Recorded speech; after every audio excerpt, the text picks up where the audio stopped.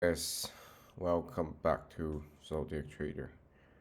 So, today in this episode, we're going to look at some of the key uh, economic data of U.S. economy because recently we are um, observing more facts and we're observing stronger tendency of U.S. economy becoming more of stagnant. We're seeing more of stagflation sort of scenario occurred in U.S. economy. So we are going to see more stagflation. We are going to see slower economic growth, and also we are going to see um, more inflation.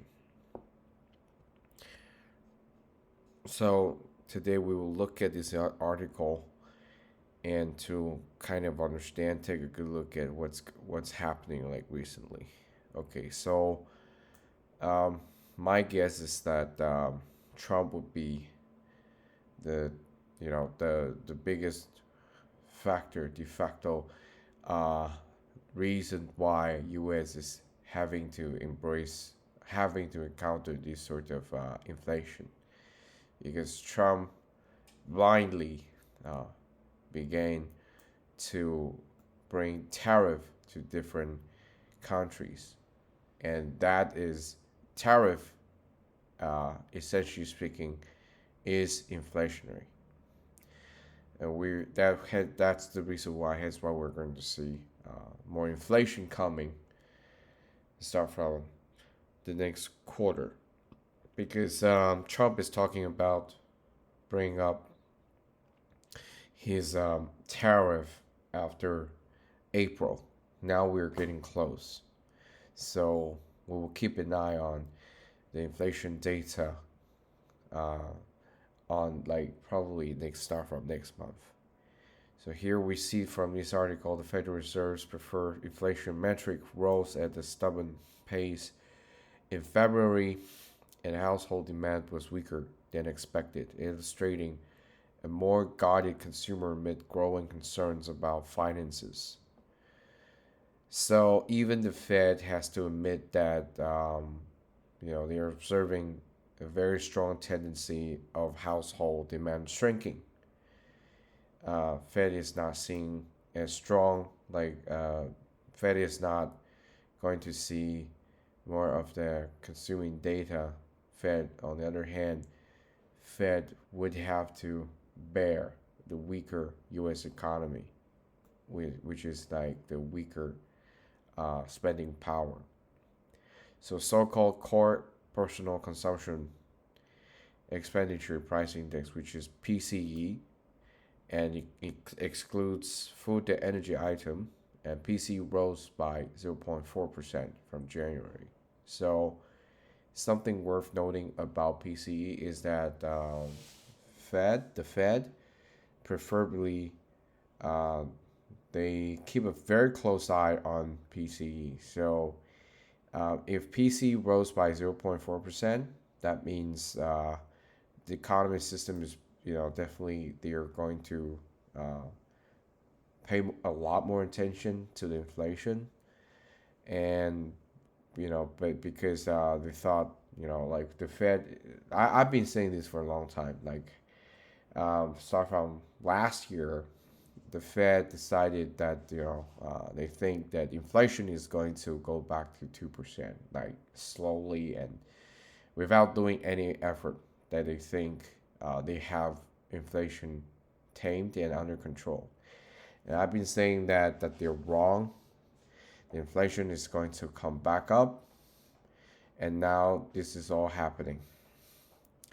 So from a year ago, advanced 2.8%. Bureau of Economic Analysis data out Friday showed both were slightly above economist forecast.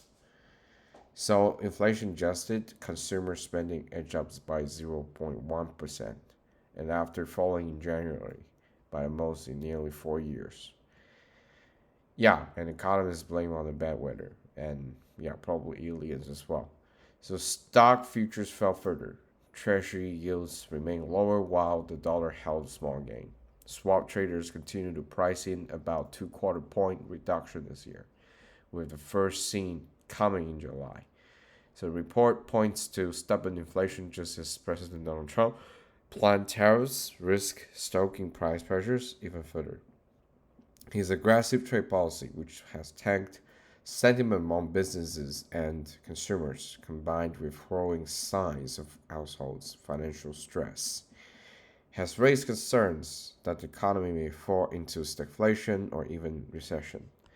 Now, from my standpoint, we're going to see a kind of recession in slow motion, which is very likely to happen, and it's going to be really bad for U.S. economy. And because the Trump is obsessed with the idea of launching trade tariffs, so and uses he even leverages this tariff as political tools, right? So this is what happened in the real society. Is that from historical point of view, tariffs have been adopted as mostly economic policies. Let's just say if a country intends to put tariff on country B, that is I would say that that kind of tariff would be pure economic from economic point of concern. That means you as a politician or maybe as a like leader of a country that you wouldn't expect to get political advantages or say uh, those kind of interests that are highly correlated to the political stuff. Like you wouldn't think tariff would be a good way to take advantage of that, right? Because in the tariff system that you expect by the time when you post that tariff, you expect your counterparty start to treat you in a more fairer fashion that you expect your opponent to that just say to negotiate with you. Uh, maybe like business, like in the business sense, right? You expect the country B, you expect them to come to the table and to talk with you, especially when it comes to specific deals and import and exports, and mostly you would talk about all these things. But in Trump's cases, that he leverages this tariff in almost everything, right? That he used tariff to he's forcing this tariff to Venezuela. He's putting this to Mexico, and to ask them to to receive all these illegal immigrants. Like for me, I have nothing against that policy. I think it's kind of right thing to do, because you have very a lot of these illegal immigrants coming to the border, threatening the homeland security of the U.S. United States of America. And I personally don't against that, but think about that. If you plan to put an universal tariff to other countries as well, and you wish to gain advantage or take advantage of other countries simply because you have a tariff, I think that's naive, right? If you say you talk to China, you talk to Russia, say you bring, for example, if you impose a tariff for, like in Russia's case, and you expect Russia to listen to you and have a ceasefire. And I think that would be very naive to believe that would happen. That's not, the way that you implementing all these tariffs. So from my point of view, Trump right now is, obviously he's been abusing tariff for too much. And we are going to see setback. We're going to see side effects afterward. Very soon we're going to see what's coming back to hit Trump. So I don't think that's a good economic policy. And if you look at 1929, the Great Depression, and the reason why U.S. economy was suffering through a Great Depression is that like the president back then, I think that's Hoover, and whoever it is, they brought a lot of tariffs on the table, and then they start implementing tariffs like around the world, and the outcome was pretty bad. Now that causes the Great Depression, because the counterparties, the opponents quickly uh, put a revenge on these tariffs. So this kind of tariffs and all this kind of revenge, we're going to see that from next month, which is April. So officials are holding interest rate steady until they have a sense of Trump's policies, particularly tariffs ahead of next week's big rollout that the president has dubbed Liberation Day, while Trump imposes some levies on China last month. They didn't seem to have much of an impact on price data, as consumer and producer price both stepped down in February. So much of the tariff impact of price would come from goods. A measure of goods inflation that excludes food and energy climbed 0.4% for a second month in February, the biggest back-to-back advance since 2022. Core service prices, a closely watched category that excludes housing and energy, rose at a similar pace. While consumer sentiments reading have been dismal of late, it remained to be seen whether they are a good predictor of spending. Good outlays bounced back on demand on durable goods like cars, while services spending fell for the first time in 3 years, largely due to a pullback in dining out. Right. So, um, like from a standpoint, from a point of view, I don't think U.S. inflation is going to be tamed. I don't think Trump is going to honor his word by taming back the inflation back to where it should be, which is near 2%. It would be really difficult, and I even believe that Trump and his treasury guy, Mr. Vincent, would be happy to put the U.S. economy in a recession, right? So if the price would be to go through that recession, I think from very if view from if you would view from the more of a conservative fashion instead of Democrats' point of view, you will start to understand why they want to do this, because this is quite contradict to what's been happening in the recent 20 years, because the Federal Reserve, the central banks, they've been pumping up all these asset prices, they've been pumping out all these bubbles nonstop.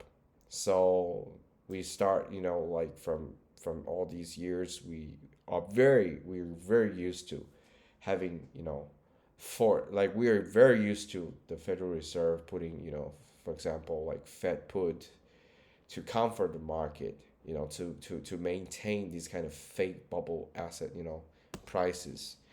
So I think investors globally, they are obsessed with all this stuff, and I think they are, you know, they are very used to that, for the Fed put. But I highly suspect that we're going to see any Fed put is going to happen within a couple months. When I don't think we're going to see that.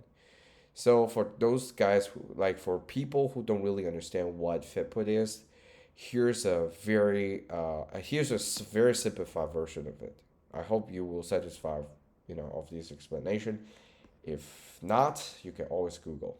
So what's a Fed put? That means central bank from from the main, they have different jobs for central banks. There are different purpose and mission for a central bank. One of the purpose for a central bank is to ensure the unemployment rate has controlled. Also, they have to monitor the inflation, and they have to do whatever it takes to take back the inflation back to near 2%. And also, they also have to, the Federal Reserve or these central banks should be able to provide liquidity and to step in the market when no one wants to buy. So basically, you could, it's fair to view Federal Reserve or other like central banks around the world as the last resort. Okay, so what if everyone, what if during a recession or even in a financial crisis, people are really panicking, people are taking out their money from the banks, which means the bank run. So you start seeing people reluctant to buy anything, right? So in that scenario, a central bank should be able to step in and say, hey, I will just buy whatever it takes. So please remain confident to our financial system. So for Fed, doesn't matter if that's a Fed. For other central banks, it's still very important to fulfill all these missions. And now I don't. And also, with the recent 20 years, Federal Reserve had the mission of maintaining that kind of asset price. They have to comfort the market. They have say nice or dovish kind of opinion, to be able to artificially maintain lower inflation and lower interest rate, and to maintain that sort of asset bubble, because taxpayers, they are very used to see a very strong S&P 500. They are not used to see a weak S&P 500, and that's creating a facade that the economy is always in a good shape, and Federal Reserve is always there to help out the market, to pump up the bubble. But now I think with Trump's administration, everything has changed. Powell is on. It's not.